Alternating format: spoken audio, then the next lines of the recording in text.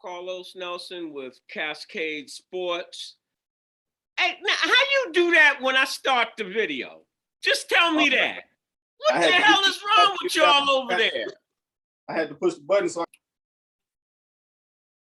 Carlos Nelson with Cascade Sports. And tonight we've got another athlete on our series, Bridging the Gap Between Sports and Education. And he's going to tell his story. He's going to talk about the people that helped him excel in his sport and some of the mentors in his personal life. Who do we have here? You got Emorio Newton here. All right. Hey, Demario. Yes, on these type interviews, we want to go back to kindergarten as far as you can go back to remember. Talk about the teams you played for, when you started playing sports, and some of the coaches that helped you on the field and off the field or the playing floor. The ball is in your court, as they would say. Okay, well, I was kind of a late bloomer. I didn't really get started playing basketball till about 8th grade, for real. You know, we came down from Kansas City, came to Wichita, and it's a basketball environment. So around 7th, 8th grade, I got up on there, got played for Jordan Jazz, middle school, for 8th grade year. You know what I'm saying? It was cool. Position, tell our audience what position, as you progress, what positions were you playing? Oh, man, the whole time, believe it or not, I played center. How tall are you? I'm 6'1". Woo, all right, yeah. Go. You know what I'm saying? So, yeah, I started 8th grade at Jordan, got a little basketball in there, but in high school, it really started. Went to East for a year, played under Coach Amos.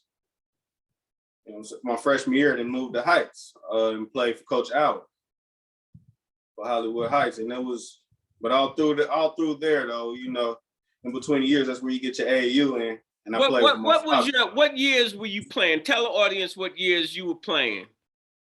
And at Heights? Yeah, right. Well, once you went to Wichita, because in your statement, you was like, I left Kansas City, and when I got to Wichita was like balling out of control. Everybody. That's what I took it. Yeah, so I would say about 2000. All right. Year 2000. But I was when I started playing basketball, I really wasn't known and stuff at the beginning because I really didn't have the talent everybody did. So I had to do the stuff that people didn't want to do. You know what I mean? Talk about that. I mean, simple, just like I said, it like you got your scorers, you got your passers, but you don't really hear about people trying to get scraped up and bloody no more. So you were rough and ready down low. I felt that was a spot that didn't nobody want to take. And you know what I'm saying? I grew up, I got brothers. That's easy. You know what I'm saying? Might not can put that ball in that hoop, but I'm gonna get that mug off that rim. That rebound. I got you. Dennis Rodman type deal. You know? Yeah, so I was just playing basically my whole career, I just played as a dog. You know what I mean? Just doing whatever the coach needed to be done. Run down your high school career from your freshman and some significant milestones that you felt you achieved. Personally, when you know felt you were coming into your own, and talk about some of the people that influenced you. Okay. Well, my achievements didn't look like achievements back then because they was real like hard lessons. My sophomore year, I was actually ineligible to play basketball. All right, talk about that. Hey, it's real. You got to get it done in the classroom, or you show up to tryouts, no matter who you dogging out, they gonna turn you right around. You know what I'm saying? So it really don't matter how good you is, you got to get them grades up first. And I found that out the hard way. It was a hard lesson, but it was better. I came out better because that summer played AAU. You know what I'm saying? Who you played for when you was playing AAU? Say it again. Who was you playing for? Oh man, Kansas Dapper Dan, man. You probably heard of him, man. Man, ain't Real nobody good. heard of no daggone Dapper Dan, Hey, no, you no should have. Terry Moore. Nobody know. Y'all ain't make no moves on the big stage. All right. I don't think there's enough room in here to show all plaques and stuff, man. Right. Nah, So, what was the difference in playing in the summer with Coach Moore versus high school, and what was you learning? Playing on the road and being able to travel, and talk about the first time you was able to travel somewhere. so that would be probably my freshman sophomore year when it was AAU. They got me That's traveling. what I'm saying. Yeah. So playing with the Kansas Daffodils, win a couple tournaments here, you got to spread out. I was able to go to Tulsa, Wisconsin, North Carolina. And how did you feel? That's what I'm talking about. You personally, your journey, man. I remember the first time I started in a varsity game. All of that. See, that's what I'm saying. It's a little different to me. I took a little route different than folks because my senior year at Heights, I got to, once again, I messed up again. I was able to overcome it, but I was ineligible again. So I didn't play the first 8 games of my senior year. So I played junior year and got cut off. So it wasn't about me starting. It was just about me playing. Anytime you give me 10 minutes, I'm dogging. You know what I'm saying? I'm trying to grip, do whatever I can do. So it wasn't about starting to me, but it felt good as far as traveling though. Rubbing elbows with a lot of people, still got a lot of friends in a lot of states, you know what I'm saying? So that felt real good, but it didn't come to nothing new because what kind of home did you come from? A real good one. Hey. Yeah, well, everybody come from a good one, even if I'm saying home is home, mom is mom, no matter dad is dad if he's around. Yeah. Excuse me, but see the story you telling. If you look at our interviews on Bridging the Gap between sports and education, and as you know, I've never talked to you before this interview, right? I never prepped you or said this or that. Every last one of our stories have been the same about not doing the books like we should, as thinking basketball's gonna carry us. I'm telling you, 80% of all my interviews mom is the one that carried the load. Very few, I'm saying we come out of the same neighborhoods when we telling our story and it's not being edited. But when you look at where those players are at now in life, and that's part of your story, I want you to really go into a little more in depth.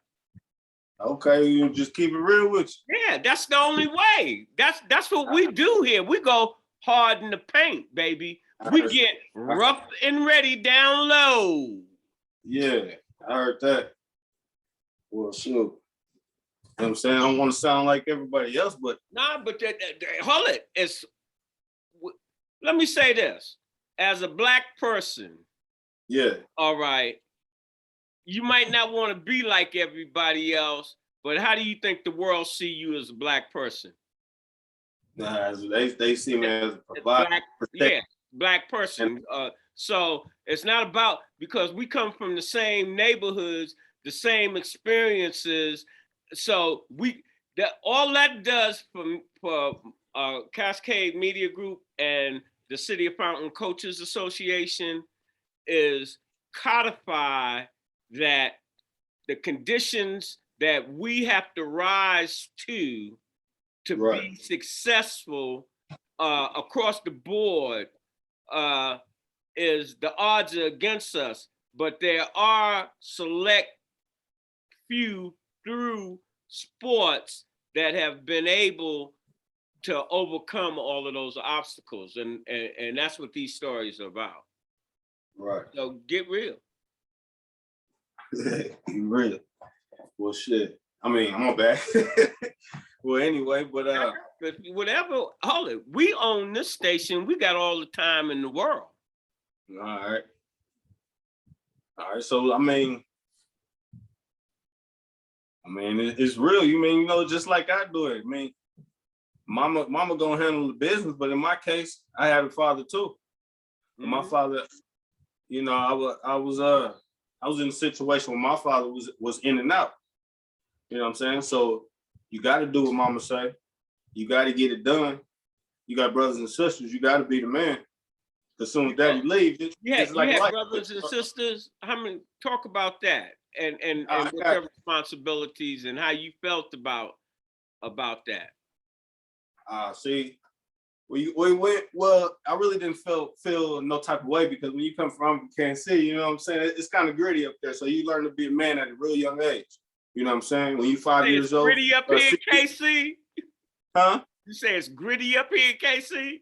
Yeah. You know what I'm saying? So when you 5, 6 years old in the morning, you're not waking up watching cartoons. You waking up putting your boots on, getting ready to go cut some grass, go shovel some snow. You know what I'm saying? You hungry, you want candy, so it's not no lay around. And that evolved all the way until I went up. I don't care if it's a Saturday. That sun come out, you hear my daddy at the door. You know what I'm saying? And that's the kind of thing that's that work ethic that you talk about when I get in the game. That runs through you. When I get in the game, hey, it's war. It's war because I'm out here living and doing what I don't want to do and making it easy and not complaining. So you telling me I got this team and don't nobody want to rebound and dive on the floor? That's easy. That's way easier than crossing somebody over and finger rolling and with 5 seconds to go. You know what I'm saying? Because most of the time you're gonna be the only one on that floor because everybody like doing different stuff. But that prepared me for that. That let me know that like you can be able to walk. You know what I'm saying? If you're an athlete, I can walk in the gym. Yeah, you got the nice stuff on, but I can tell how you walk, you ain't no dog. I can tell by you talk, you too nice. You better play, you playing. If you about to have a game, why you over there joking with your friends on your cell phone? Because I'm looking at you. Mm-hmm. You know what I'm saying? But it's the difference. You got to find what you like. What school did you go to? What college? Talk about how you got into college. Well, like I said, I only played 8 games my senior year, so I had to really ball out. I only had a few offers, but I decided to go to Fort Scott Community College. You know, none of my friends was there. Like I said, on my AU team, every single person went to college for basketball. You know what I'm saying? So wasn't none of my friends there. I wasn't gonna have no fun. It was time to work. And it was mostly, I ain't gonna lie, I wanted to go to Cali County. Got a couple letters from them, but it was most of my father's idea that like, because it ain't fun, you're going to college to handle business.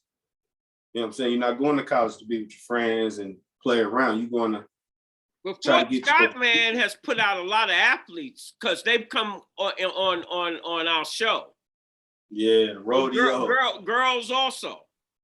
Yeah, I mean, it's actually a program. I actually enjoyed it a lot. It taught me a lot, and it made me the coach I had, Coach John Burns. Mm-hmm. You know what I'm saying? He coached me for 2 years. Probably I hated him. I'm talking about with a passion. But when I moved on to the next level, I was so much better, so much more in shape, so much, man, blessing in disguise. You look back and you like, thank you, coach. It wasn't a week into college. I called my mom. I'm ready. I don't want to play basketball no more. I'm gone. Before I hang up the phone. You know, it was back in the day. Before I hang up the phone, Pop get on the other line. I don't know what you're going to do. I don't know what you're going to do. Hang up that phone. And luckily, I had a roommate named Terrell Dyer, ended up playing for Park University. That was real solid. It helped me through there. But junior college, it'll get you ready for the real life, especially with a coach like John Burns. We're not shaking no hands before the game. We're not shaking no hands after the game. We can't even shake hands when you go in it and they tell you the rules and the ref tell the captain the rules. You run suicides for every rebound you don't get. Junior college, but you know the KCJ, you know the our JUCO is the best in the world.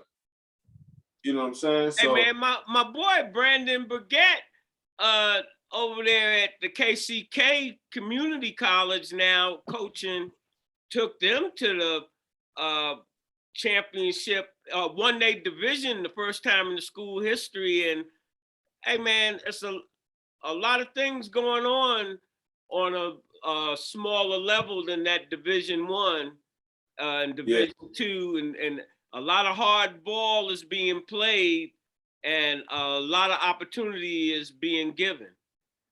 Yeah, I done played with some big name people and against some big people in JUCO. You know what I'm saying? But it definitely got me ready for real life though. And after that, did 2 years there up there, 05, 06, 06, 07 up there, graduated from Fort Scott, got an associate's degree, and then got a scholarship at the University of St. Mary's in Leavenworth. Played ball up there for a year and a half. You know what was that but like? It actually was some of the best basketball because, like I said, I was so much in shape from JUCO. I was so much in shape, and I played center all the way up into my junior year in college. What was your how did you start adapting to your academics with Cascade Sports being home to student athlete?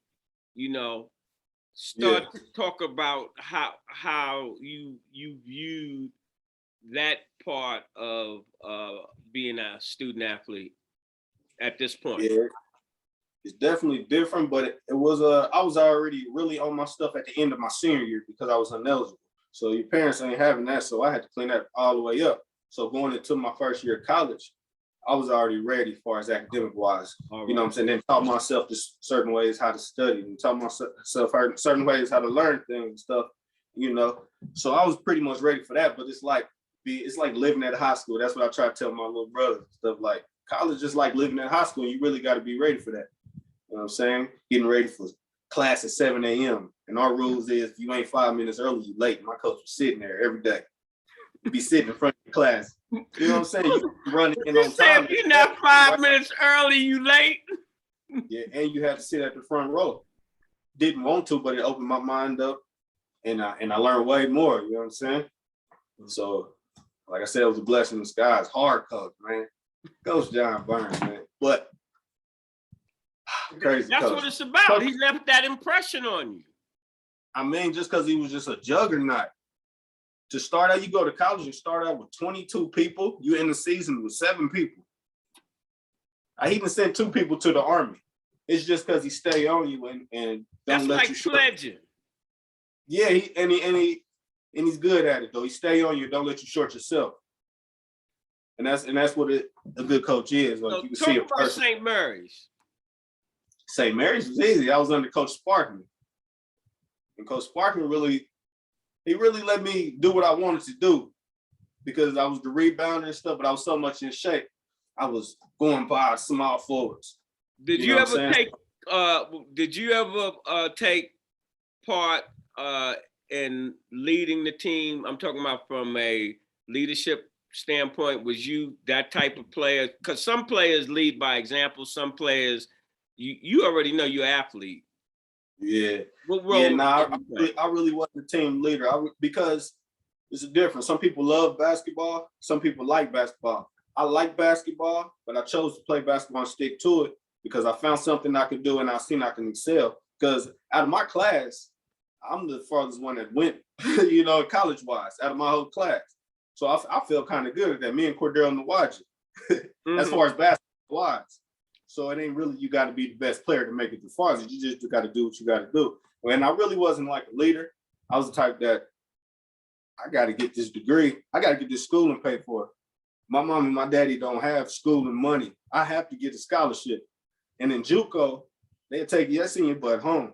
Like I said, we started at 22 players, they send your butt home.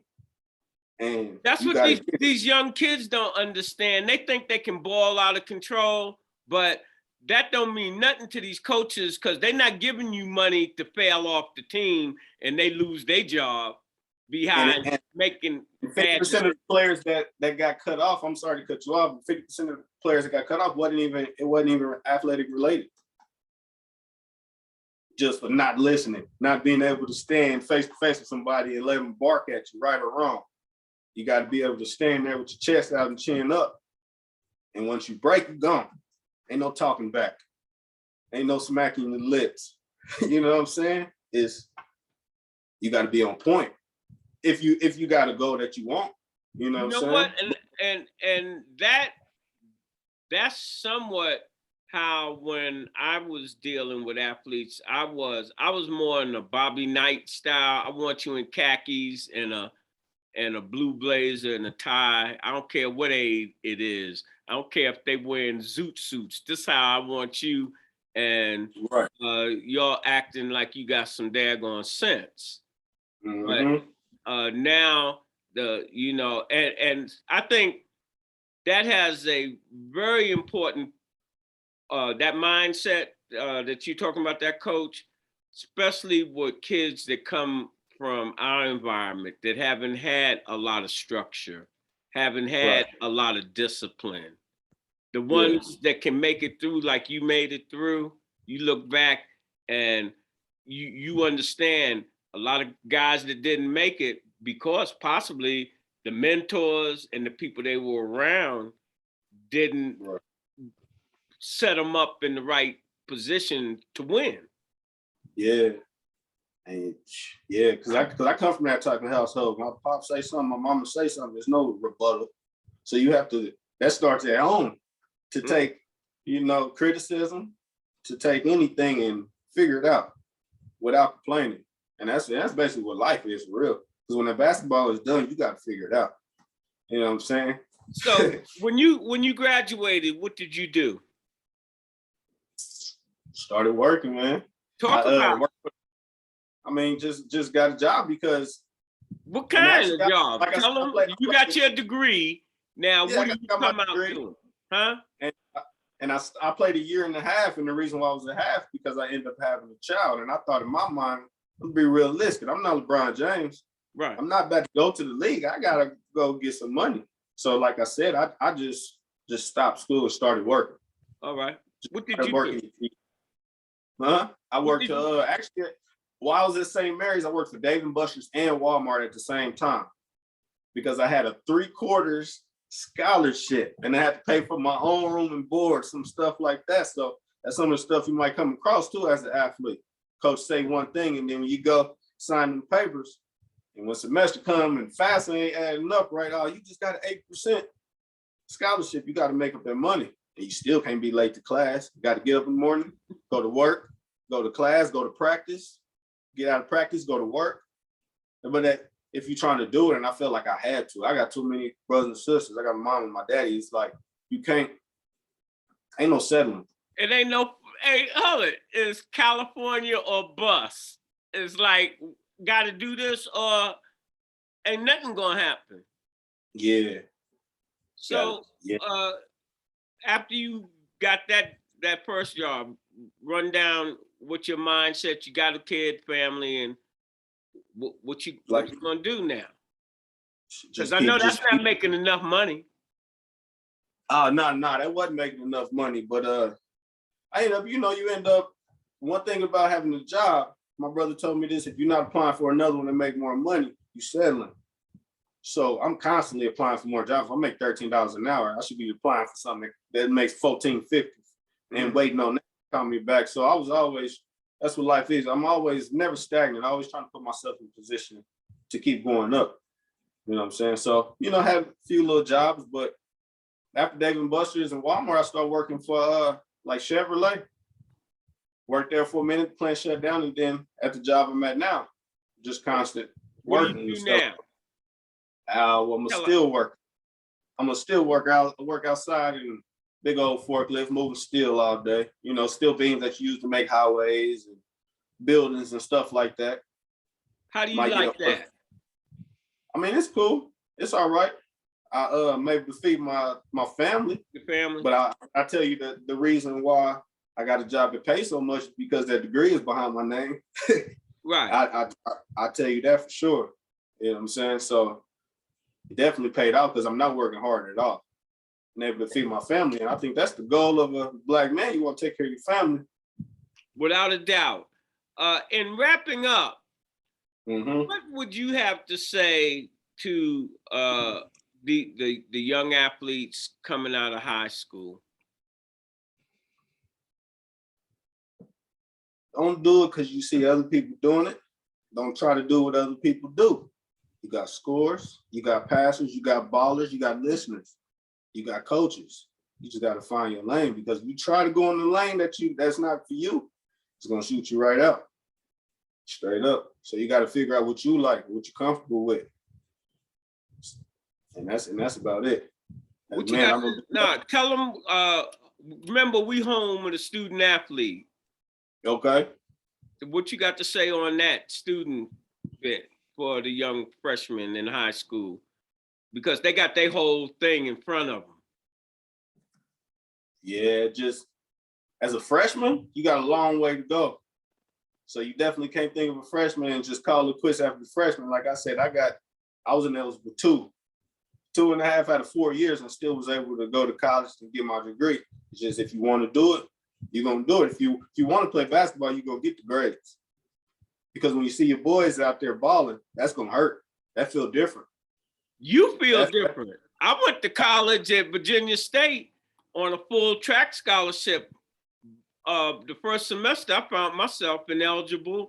Not only ineligible, found myself in remedial courses, and that was almost reserved back in the day for the football players.